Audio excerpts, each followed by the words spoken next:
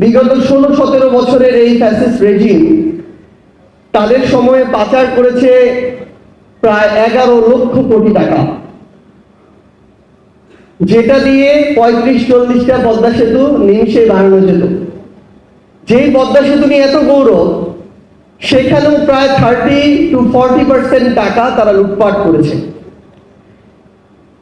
আমরা দেখলাম সেই শেখ হাসিনা গর্বের সাথে নির্লজ্জভাবে বলছে যে তার পিয়নেরই প্রায় 400 কোটি টাকা আছে।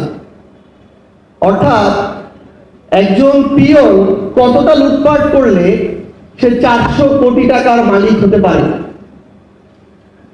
তাদের ভূমিমন্ত্রী সাইফুজ্জামান, তার শুধু লন্ডনে বাড়ি ছিল 360টা। মানে আমি শুধু এই কথাটা বলি যে তার শরীরে হাড় 206টা, মৃত্যুর পর এক একটা হাড়কে, তার এক একটা বাড়িকে যদি এক একটা কবর মনে করে এক এক জায়গায় রাখা হয়, তাও অনেক বাড়ি বেঁচে যাবে।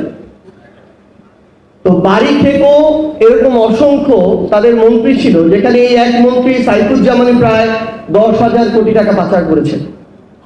আপনি দেখবেন ভাইরা বলেছেন ব্যাংকিং খাত নিয়ে যে এক সালমান এফ রহমান প্রায় 7টা ব্যাংক থেকে 36,000 কোটি টাকা লুটপাট করেছে।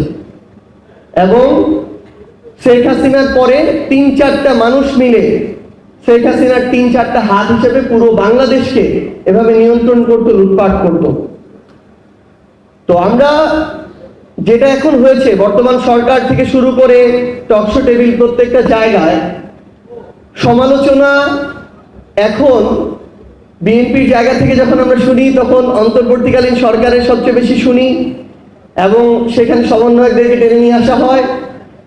আমরা আমাদের জায়গা থেকে বর্তমান সরকারের সমালোচনাগুলো করি, কিন্তু আমরা যেন বিগত 16-17 বছরের যে এত বড় লুটপাটের রাজ্য, যেটার ফলে একটা গণঅভ্যুত্থান হতে হলো, হাজার অধিক মানুষকে জীবন দিতে হলো, এত মানুষকে রক্ত দিতে হলো, আমরা যেন এই ইতিহাসগুলো যেন আমরা ভুলে না যাই, এই শোষণগুলো যেন আমরা ভুলে না যাই, এগুলো যেন আমাদের আলোচনায় আসে।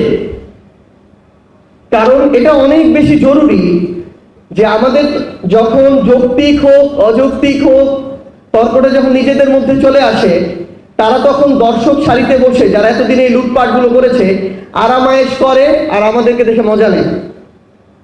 তো আমাদের যেমন সেগুলো সামনে রাখতে হবে, সেই খতিয়ানগুলো সামনে নিয়ে আসতে হবে, পাশাপাশি সেগুলো থেকে শিক্ষাও নিতে হবে।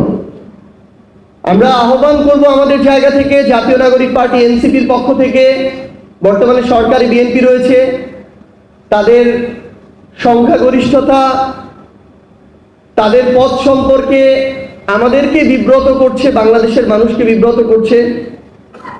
আমরা তাদেরকে আহ্বান করব যে বাংলাদেশে যেন আগামীতে আর মেগা প্রকল্পের নামে মেগা ডাকাতি না হয়।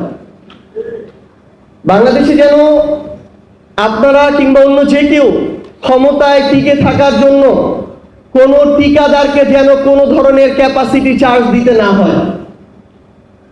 বাংলাদেশে যেন ঋণ খেলাপি নামক ব্যবসা আর শুরু না হয়।